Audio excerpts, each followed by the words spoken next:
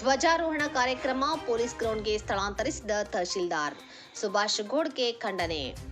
ಬೆಳಗಾವಿ ಜಿಲ್ಲೆ ರಾಮದುರ್ಗ ಪಟ್ಟಣದ ಹಳೆ ಕೋರ್ಟ್ ಅರಮನೆ ಆವರಣದಲ್ಲಿ ಪ್ರತಿ ವರ್ಷ ನಡೆಯುತ್ತಿದ್ದ ಧ್ವಜಾರೋಹಣ ಕಾರ್ಯಕ್ರಮವನ್ನು ಇನ್ಮುಂದೆ ಪೊಲೀಸ್ ಗ್ರೌಂಡ್ನಲ್ಲಿ ನಡೆಸುವುದಾಗಿ ತಹಶೀಲ್ದಾರ್ ಪ್ರಕಾಶ್ ಗಾಯಕ್ವಾಡ್ ಅವರು ತಿಳಿಸಿದ್ದಾರೆ.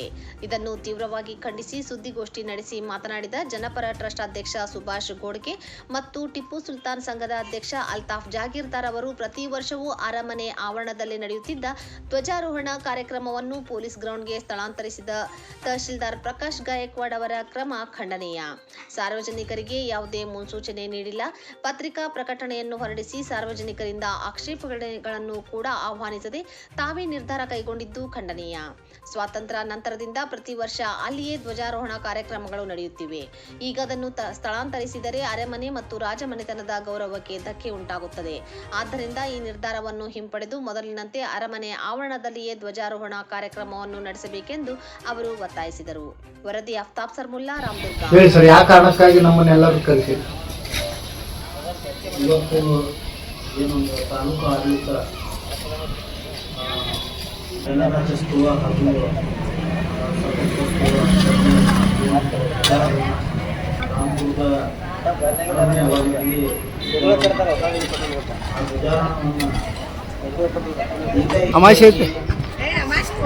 ಪೊಲೀಸ್ ಸ್ಟೇಷನಿನ ಆವರಣದ ಮೈದಾನದಲ್ಲಿ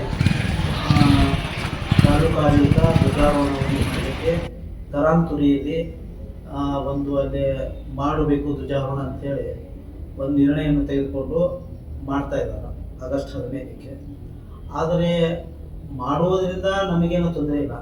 ಆದರೆ ಸಾರ್ವಜನಿಕರಿಗೆ ಒಂದು ತಿಂಗಳ ಮುಂಚಿತವಾಗಿ ಪತ್ರಿಕಾ ಪ್ರಕಟಣೆಯನ್ನು ಹೊರಡಿಸಿ ನಾವು ಇಂಥಲ್ಲಿ ಧ್ವಜಾರೋಹಣವನ್ನು ಮಾಡ್ತಾ ಇದ್ದೀವಿ ಮತ್ತು ನಿಮ್ಮದು ಸಾರ್ವಜನಿಕರ ಏನರ ತೊಂದರೆ ಏನಾದರೂ ಕುಂದುಕೊರತೆ ಇದೆಯಾ, ಸಂಘ ಸಂಸ್ಥೆಯವರಾಗಲಿ ಪತ್ರಿಕಾ ಮಾಧ್ಯಮದವರಾಗಲಿ ಯಾರಾದರೂ ಹಾಗೂ ಸ್ವಾತಂತ್ರ್ಯ ಹೋರಾಟಗಾರನಾಗಲಿ ಯಾರನ್ನು ಸಂಪರ್ಕಿಸದೆ ತಮ್ಮ ನಿರ್ಣಯವನ್ನು ಏಕತರ್ಫಿ ನಿರ್ಣಯವನ್ನು ಮಾಡಿಕೊಂಡು ಒಂದು ಧ್ವಜಾರೋಹಣ ಮಾಡ್ತಾರೆ ಅಂದರೆ ಇದು ಒಂದು ಖೇದಕರ ವಿಷಯ ಅಂತ ಹೇಳಲಿಕ್ಕೆ ನಾನು ಇಚ್ಛೆ ಪಡ್ತೇನೆ.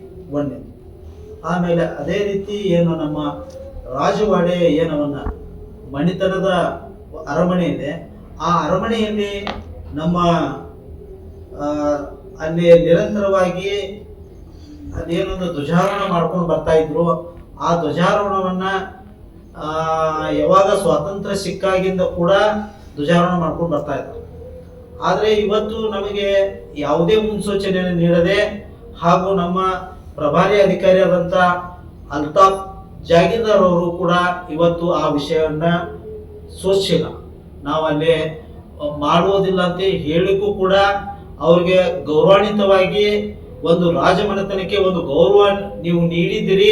ನಾವಿಷ್ಟು ದಿವಸ ಧ್ವಜಾರೋಹಣ ಮಾಡಿದ್ದೀವಿ, ಈಗ ಅನಿವಾರ್ಯ ಕಾರಣ ನಾವು ಧ್ವಜಾರೋಹಣ ಮಾಡುವುದಿಲ್ಲ, ಬೇರೆ ಕಡೆ ಮಾಡ್ತೀವಿ ಅಂತೇಳಿ ನಮ್ಮ ರಾಜಮನೆತನಕ್ಕೂ ಕೂಡ ಒಂದು ವಿಷಯನ ತಿಳಿಸದೆ ಏಕತರ್ಫಿಯನ್ನು ಮಾಡಿ ನಮಗೆ ಅಲ್ಲಿ ಅನುಚಿತವಾಗಿ ಒಂದು ವರ್ತನೆ ಆಗ್ತಾ ಇದೆ ಅಂತ ಕಂಡು ಬರ್ತಾ ಇದೆ. ಅಲ್ಲಿ ಏನಾಗ್ತಾ ಇದೆ ಅಂದ್ರೆ DS ಕರ್ಕಿ ಅವರ ರಂಗಸಭಾ ಭವನ ಇದೆ. ಆ ರಂಗಸಭಾ ಭವನಕ್ಕೆ ಒಂದು ಕಳಂಕವನ್ನು ತರುವಂತ ಉದ್ದೇಶ ಇಟ್ಟುಕೊಂಡು ಈ ಪ್ರಕಾಶ್ ಗಾಯಕ್ವಾಡ್ ಎಂಬ ಅಧಿಕಾರಿ ತಹಶೀಲ್ದಾರ್ ಏಕತೀರ್ಪೆ ತೆಗೆದುಕೊಂಡು ಏಕಾಏಕಿಯಾಗಿ ಬೇರೆ ಕಡೆ ಮಾಡಿ ಒಂದು ಹೋರಾಟದ ಕಿಚ್ಚನ್ನು ಆರಿಸುವಂತ ಒಂದು ಕುತಂತ್ರವನ್ನು ಮಾಡ್ತಾ ಇದ್ದಾರೆ ಅಂತ ಹೇಳಿ ನನಗೆ ಅನಿಸ್ತಾ ಇದೆ. ಅದರ ಬಗ್ಗೆ ಏನೋ ಒಂದು ಹೋರಾಟ ಆಗಿದೆ. ಆಮೇಲೆ ನಮ್ಮ ಏನೋ ಒಂದು ವಾಡೆ ಬಗ್ಗೆ ಒಂದು ಏನೋ ಧ್ವಜಾರೋಹಣ ಇದೆ, ಅದರ ಬಗ್ಗೆ ಹೆಚ್ಚಿನ ಮಾಹಿತಿಯನ್ನು ನಮ್ಮ ಅಲ್ತಾಫ್ ಸರ್ ನೀಡ್ತಾರೆ ಅಂತ ಹೇಳಕ್ಕೆ ಇಚ್ಛೆ ಪಡ್ತೇನೆ. ಅಧಿಕಾರಿಗಳು ಅವರು ತಿಳಿಸಿಲ್ಲ, ಏನೂ ಇಲ್ಲ, ನಮಗೆ ಕೊಟ್ಟಿಲ್ಲ. ಆಮೇಲೆ ಅದು ಇಲಾದಾಗಿ ಅದ್ರ ಎದುರಿಗೇನೆ ಸ್ಟೇಟ್ ಆಫೀಸ್ ಅಂತ ಐತಿ, ಸ್ಟೇಟ್ ಅದ್ರ ಬಗ್ಗೆ ಭಾಳ ಹೆಮ್ಮೆ ಐತಿ. ಇನ್ನೊಂದು ಏನಂದ್ರೆ ನಮ್ಮ ಕರ್ನಾಟಕ ರಾಜ್ಯದಲ್ಲಿ ಅಂತಂದ್ರೆ ಮೈಸೂರು ಸ್ಟೇಟ್ ರಾಜ್ಯ, ಅದನ್ನು ಬಿಟ್ಟರೆ ನೆಕ್ಸ್ಟ್ ನಮ್ಮ ರಾಮದುರ್ಗದ ಅರಮನೆನೇ ತೋಡ್ತು. ಅದರ ಸಲುವಾಗಿ ಭಾಳ ಹೋರಾಟ ಆಗ್ಯಾವ, ಬಂಡಾಯ ಆಗ್ಯಾವ, ಎಲ್ಲರಿಗೂ ಗೊತ್ತೈತಿ.